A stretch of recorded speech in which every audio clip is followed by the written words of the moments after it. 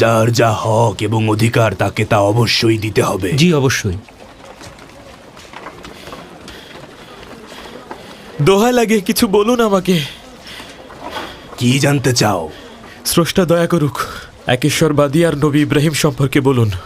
তুমি এমন বিষয়ে কথা বলছো যে বিষয়ে আজকাল কেউ কথাই বলে না। গণমানুষের কাছে এমন একজন নবী আসবেন যিনি আসবেন পবিত্র ভূমি থেকে এবং তিনি তোমাদের শান্তির পথ দেখাবেন।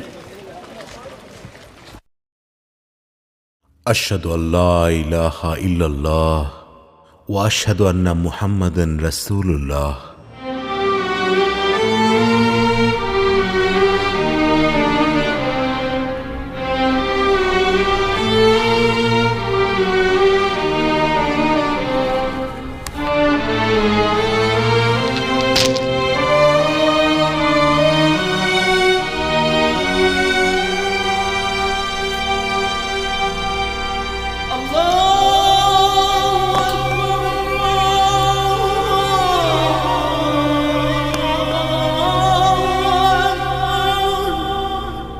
হে আমার পরিবার, পূর্ণ বিশ্বাসে আবার বলুন, আশহাদু আল্লা ইলাহা ইল্লাল্লাহ আশহাদু আল্লা ইলাহা ইল্লাল্লাহ ওয়া আশহাদু আন্না মুহাম্মাদান রাসূলুল্লাহ। ওয়া আশহাদু আন্না মুহাম্মাদার রাসূলুল্লাহ।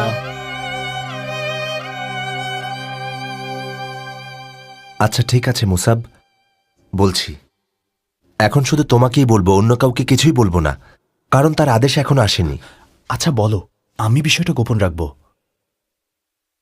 প্রথমেই বিশ্বাস করতে হবে আল্লাহ নবী রাসূলুল্লাহ সাল্লাল্লাহু আলাইহি ওয়াসাল্লাম, তার স্ত্রী বিবি খাদিজা বিনতে খুয়াইলিদ রাদিয়াল্লাহু আনহা থেকে শুরু করে আবু বকর ও আবু তালিবের পুত্র আলী রাদিয়াল্লাহু আনহা থেকে শুরু করে আমার জাইদের একান্ত বিশ্বাস আল্লাহ ব্যতীত কোনো মাবুদ নেই এবং মুহাম্মদ সাল্লাল্লাহু আলাইহি ওয়াসাল্লাম তার বান্দা এবং মনোনীত রাসূল।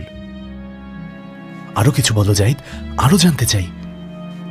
হ্যাঁ বলছি মুসাব। হে মুহাম্মদ, আপনি সমগ্র মানব জাতির নবী। কি দুর্ভাগ্য, যখন আপনি বার্তা নিয়ে আসলেন আমি তখন বৃদ্ধ। আমার মধ্যে অল্প কিছুই শক্তি কেবল বিদ্যমান।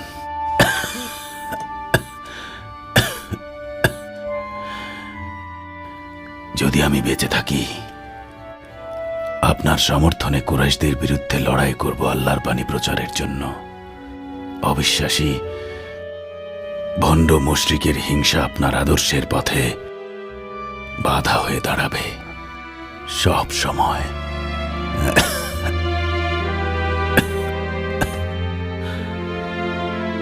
মা খাদিজা তাকে বললেন, আল্লাহ আপনাকে অবশ্যই অপমানিত হওয়া থেকে রক্ষা করবেন। আপনি আত্মীয় স্বজনের সাথে সম্পর্ক ভালো রাখেন, দরিদ্রদের সাহায্য করেন, মেহমানদারিতেও অতুলনীয়। মা খাদিজা তারপর ওনার চাচাতো ভাই ওয়ারাকার কাছে নিয়ে গেলেন। তিনি তো সেই বিজ্ঞ লোক যিনি মক্কার লোকদের ধর্মকে মানতেন না। তিনি অত্যন্ত জ্ঞানী একজন লোক। তো ওয়ারাকা তখন কি বললেন?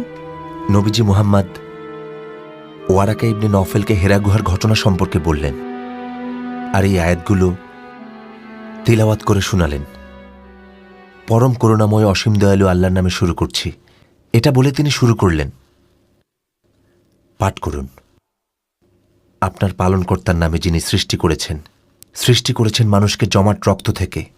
পাঠ করুন আপনার পালনকর্তা মহাদয়ালু, যিনি কলমের সাহায্যে শিক্ষা দিয়েছেন মানুষকে যা সে জানত না। ওনার কথাগুলোর গভীরতা অসাধারণ। ওয়ারাকা বিন নওফেল কথাগুলো শোনার পর নবীর উদ্দেশ্যে আনন্দ ধরে রাখতে না পেরে তখন বললেন, মা মরিয়মের পুত্র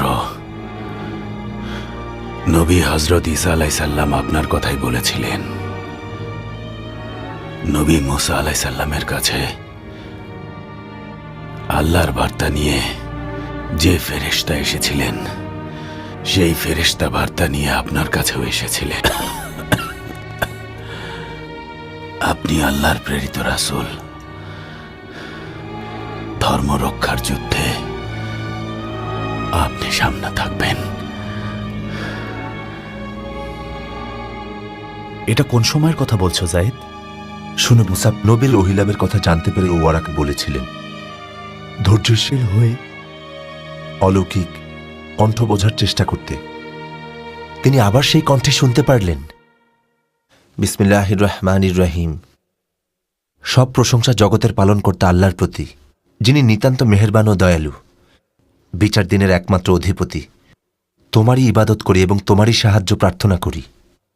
আমাদের তুমি সরল পথ দেখাও, সেই পথে যাদের তুমি নেয়ামত দান করেছ, তাদের পথ নয় যাদের প্রতি তোমার গজব নাজিল হয়েছে। কোথায় যাচ্ছ? মক্কায়। কথাগুলো গোপন রেখো মুসাব। আমি শুধু তোমাকে বলেছি কারণ তোমাকে খুব পছন্দ করি, যেন আল্লাহ তাআলার হেদায়েত প্রাপ্ত হতে পারো।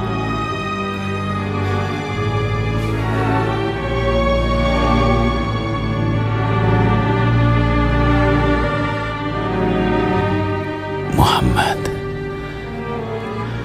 আল্লাহর প্রেরিত বার্তাবাহক। আল্লাহ তার মাধ্যমে শান্তির ধর্মের বার্তা পাঠিয়েছেন।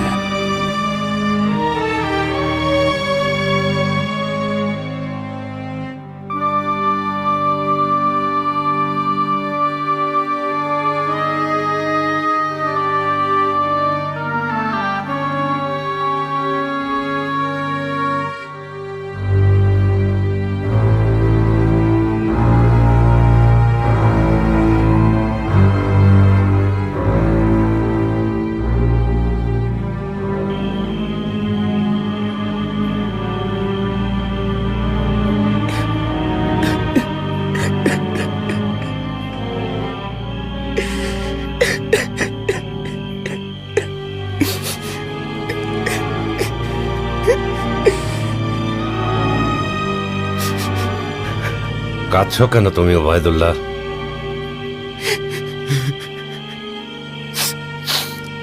ওরাকা বিন নওফেল আর নেই, যার ধর্মীয় জ্ঞান ছিল অসাধারণ।